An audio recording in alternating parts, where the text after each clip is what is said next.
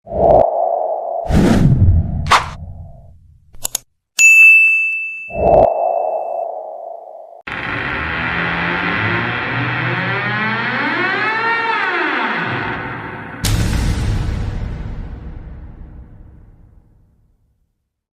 guys, balik lagi di channel Yanti Stories. Seperti biasa, aku akan membawakan lagi nih cerita-cerita horor yang bikin bulu kuduk kalian merinding guys. Dimana di cerita kali ini tuh datang dari salah satu teman online kita, sebut saja namanya Arya. Dimana Arya ini tuh pergi ke suatu desa yang dimana desa itu tuh sangat misterius guys. Oke, tanpa berlama-lama, mari kita masuk ke ceritanya. Di cerita kali ini tuh aku akan menceritakan kisahnya Arya, dimana aku ini menjadi Arya ya guys ya. Namaku Arya, seorang jurnalis lepas yang terbiasa menggali cerita kriminal, misteri hingga horor. Adrenalin selalu terpacu saat menemukan kisah misteri yang belum terungkap, dan biasanya aku mendapatkan info dari kantor, narasumber, atau teman-teman. Tapi kali ini sumbernya berbeda. Berulang kali aku bermimpi tentang sebuah desa, di mana desa yang selalu sunyi saat malam tiba. Penduduknya dicekam ketakutan oleh sosok tak kasat mata yang meneror mereka. Nah, awalnya aku berpikir itu hanya sekedar mimpi guys. Tapi ternyata aku salah. Dimana mimpi itu memberikan petunjuk yang jelas, nama sebuah desa dan rumah tua yang akhir-akhir ini membuat tidurku tidak enak lagi guys. Nah, karena penasaran, aku pun memutuskan untuk mendatangi desa tersebut.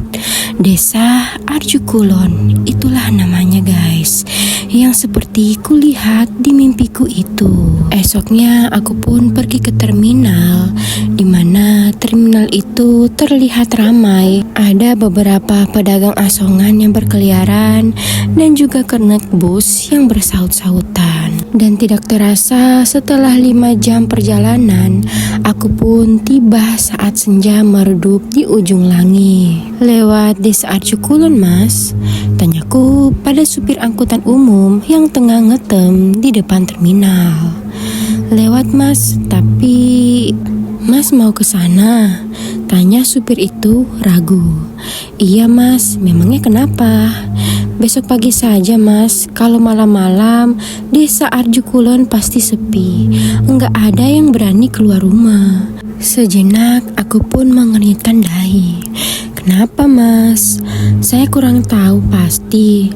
Katanya sih desa Arjukulon lagi diteror demit. Jawab supir dengan nada rendah. Bukannya takut, kabar itu justru membuatku bersemangat. Inilah yang kucari, pikirku sambil tersenyum tipis.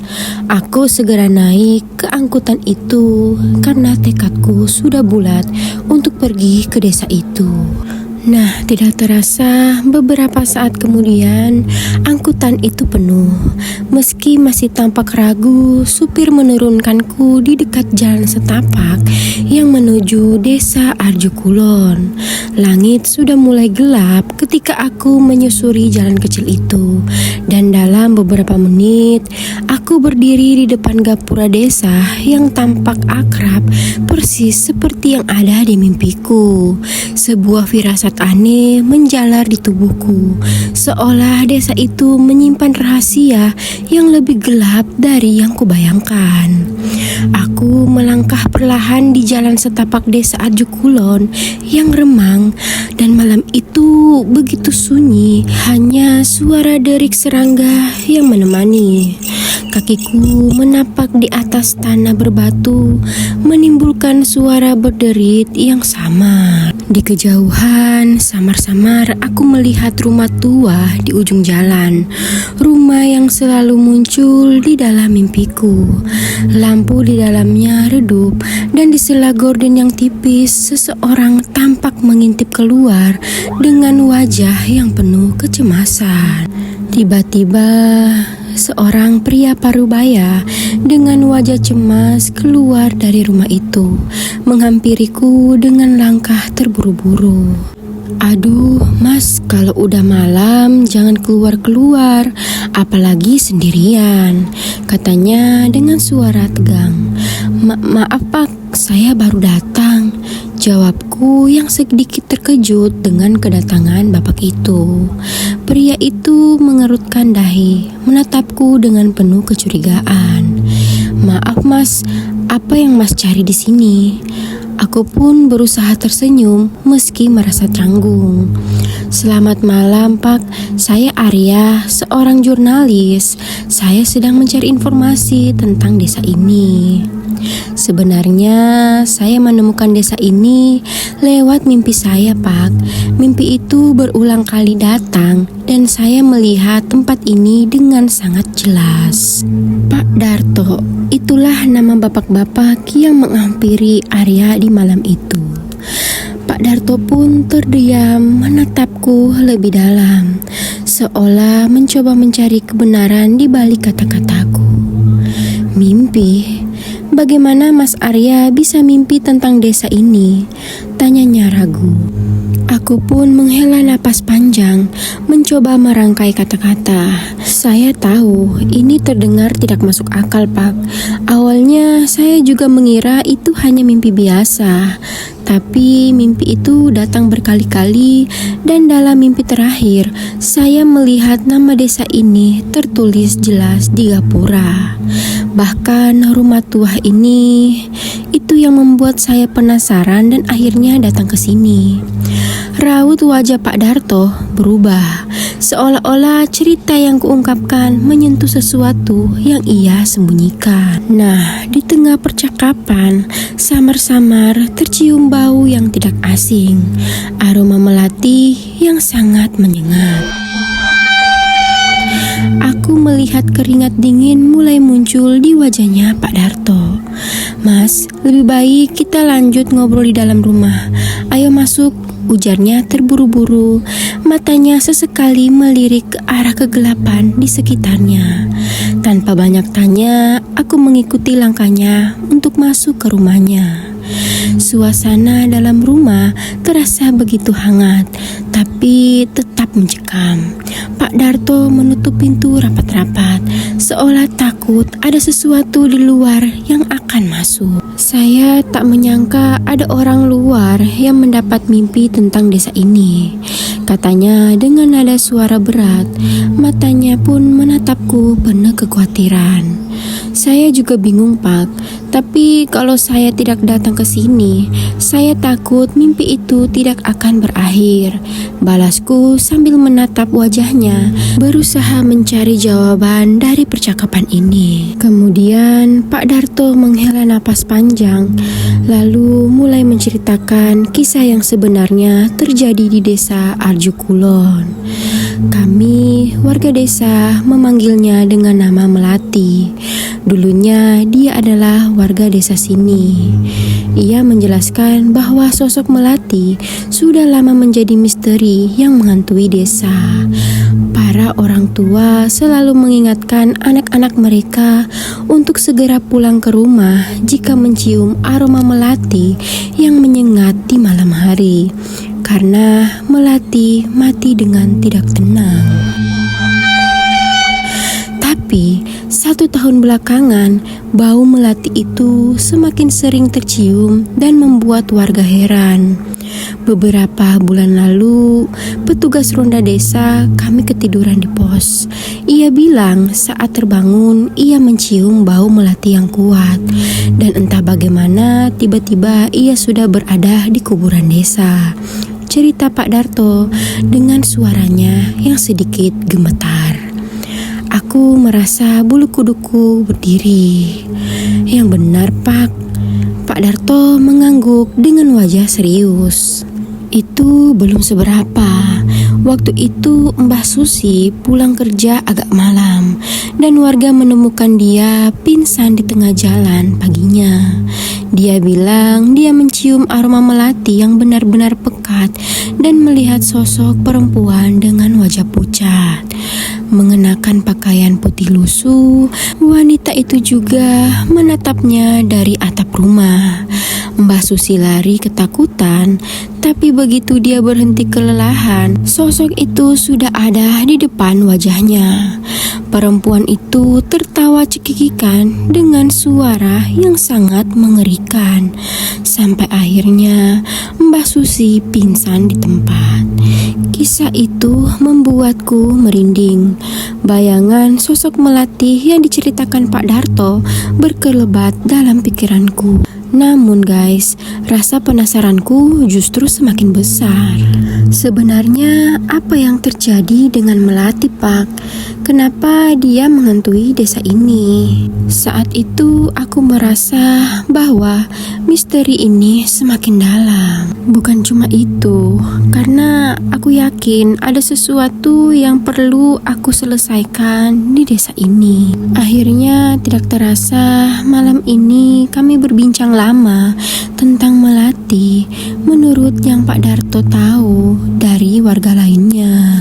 Arya pun menarik kesimpulan cerita yang menyebar tentang Melati, yaitu adalah seorang perempuan yang kehilangan kekasihnya dalam sebuah kecelakaan tabrak lari.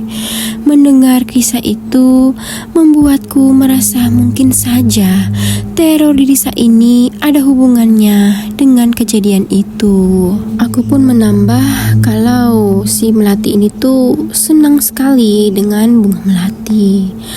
Dan benar saja, Pak Darto membenarkan apa yang aku ucapkan. Pak Darto juga bilang kalau kekasih Melati selalu menanam bunga melati di depan jendela kamarnya agar Melati selalu ingat dengan dirinya.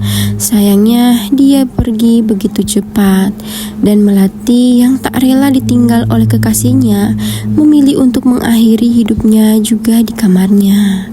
Jelas Pak Darto, kalau kita menanam bunga melati di sekitar kuburannya seperti yang dilakukan kekasihnya, apa mungkin ia bisa tenang, Pak?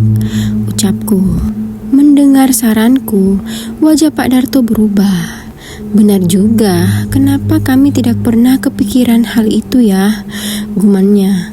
Pak Darto setuju dengan saranku. Ia merasa tak ada salahnya mencoba apa yang aku sarankan. Malam itu aku diizinkan menginap semalaman di rumah Pak Darto, dan esoknya kami mengajak beberapa warga untuk menanam bunga melati di kuburan Melati. Doa bersama pun dilakukan. Kami sama-sama berdoa agar gangguan dari Melati tidak muncul lagi di desa ini. Saat aku kembali, aku mendapat kabar dari Pak Darto bahwa desa sudah mulai tenang dari gangguan Melati. Aku pun bersyukur jika Melati benar-benar bisa tenang dan tidak mengganggu warga desa lagi. Tapi ternyata ketenangan itu hanya berlangsung sesaat. Suatu ketika, bau melati tercium lagi di desa Arjukulon. Warga pun bingung dan kembali resah dengan kejadian itu. Aroma melati itu selalu tercium setelah matahari terbenam. Pak Darto pun menghubungiku saat hal itu mulai meresahkan mereka. Ini belum selesai, Mas. Melati belum tenang, katanya dengan suara bergetar. Dan benar saja, saat aku kembali ke desa, suasana semakin mencekam, aroma melati semakin menyengat. Dan saat itu mataku teralihkan pada sebuah mobil yang terparkir di salah satu rumah di warga desa itu. Ternyata ada mobil keren juga ya Pak di desa ini, tanyaku pada Pak Darto. Iya mas, mobilnya Jali. Dia kerja di luar kota dan baru kembali belum lama. Nah, malam itu aku menginap kembali di rumah Pak Darto. Dan saat itu aku benar-benar mencium aroma melati yang begitu pekat di malam hari. Entah apa yang membuatku ingin membuka jendela gordennya Pak Darto. Tiba-tiba ada sosok perempuan pucat berdiri di seberang rumah Pak Darto sambil menatap ke jendela kamarku. Seram, makhluk itu berdiri tanpa kaki yang menapak dengan kulit pucat dan pakaian putih dengan noda darah. Sepertinya itulah cara kematiannya. Seluruh matanya putih dan ia tersenyum begitu menyeramkan. Tawanya samar-samar terdengar membuat bulu kuduku berdiri. Pak, aku hendak menceritakan kepada Pak Darto. Justru Pak Darto sudah bersiap membawa obor keluar rumah. Ini nggak biasa mas, bau melati ini tercium sampai ke seluruh desa. Bukan cuma itu mas, katanya semua warga dengar suara ketawa cekikikan. Nah ternyata Pak Darto bersiap keluar bersama warga yang cemas untuk mencari sumber kejadian itu. Warga desa yang penasaran mulai keluar dari rumah dengan membawa obor. Aku pun mengikuti mereka untuk mencari sumber bau melati yang semakin kuat. Tawa melati semakin jelas terdengar, seakan mengejek dari balik kegelapan. Sampai akhirnya kami tiba di salah satu perempatan desa yang cukup gelap. Warga desa melihat sesuatu yang janggal di sana. Sesosok mayat. Jali ditemukan tak bernyawa di tengah jalan dengan posisi yang sama persis seperti saat kekasih melati tewas dulu. Tubuhnya tergeletak, penuh darah dengan wajah penuh ketakutan, seolah melihat sesuatu yang hanya bisa ia lihat sendiri. Di sekelilingnya, aroma melati begitu pekat hingga menusuk ke dalam hidung. Bau itu melayang di udara sebelum akhirnya perlahan memudar bersama hembusan angin malam. Apa melati mengincar Jali? Apa Jali yang menabrak kekasihnya melati? Aku menggumam dan Pak Darto mendengar suara kecilku itu. Memang ada yang mengatakan bahwa mungkin Jali yang melakukan tabrak lari mas. Tapi tak ada yang berani menyentuhnya karena orang tuanya memiliki pengaruh yang sangat besar. Pantas saja Pak, Jali kembali saat aroma melati mulai hilang dari desa ini. Tiba-tiba tubuhku merinding. Di sudut mataku samar-samar aku melihat sosok wanita berdiri menatapku. Itu melati. Aku tahu itu. Tatapannya seolah mengisyaratkan bahwa tugasku belum selesai. Keringat dingin mengalir di punggungku, merayap seperti serangga melintasi kulit. Aku merasakan ada yang tidak beres. Kini aku harus mengungkapkan kebenaran di balik semua ini sebelum melati mengambil yang lainnya. Saat berita tentang terungkapnya pelaku tabrak lari di desa Arjo Kulon yang kutulis terbit, suasana desa mulai berubah. Tak ada lagi bau melati yang muncul di malam hari. Sosok melati tak lagi terlihat, seolah lenyap di telan kegelapan. Namun, peringatan Pak Darto terngiang di kepalaku mengenai ancaman dari pengaruh orang tua Jali. Ya, seperti yang kalian tahu guys, kalau orang tua Jali itu orang yang sangat berpengaruh besar di desa itu. Tetapi aku tak peduli. Melati dan kekasihnya tetap harus mendapatkan keadilan. Keberanian ini bukan hanya untukku, tetapi juga untuk mereka yang tidak bisa bersuara. Aku yakin apa yang terjadi pada Jali seharusnya menjadi pelajaran untuk kedua orang tuanya. Meski demikian, entah apakah Melati sudah tenang atau belum, kisah tentang bau melati itu masih sering diceritakan hingga saat ini dari mulut ke mulut, tentang sosok perempuan yang selalu hadir saat aroma melati tercium di desa itu. Mungkin melati akan terus menjadi legenda, menunggu waktu dan tempat yang tepat untuk kembali, seolah mengingatkan semua orang tentang kebenaran yang tak boleh dilupakan. Di tengah malam yang sunyi, saat aroma melati kembali tercium di udara, hanya waktu yang tepat dapat menjawab apakah ia telah menemukan kedamaian atau berkeliaran di antara bayang-bayang malam. Oke guys, itulah salah satu cerita dari teman online kita yang bernama Arya sebagai jurnalis memecahkan misteri di sebuah desa yang bernama Argun Pulo. Nah, jika kalian suka dengan videonya, sebagai bentuk dukungan kalian, jangan lupa like, komen, dan ayo subscribe ke channel ini agar kalian bisa mendapatkan notifikasi video-video terbaru dari channel ini guys. Sampai bertemu lagi di cerita horor selanjutnya. Assalamualaikum warahmatullahi wabarakatuh.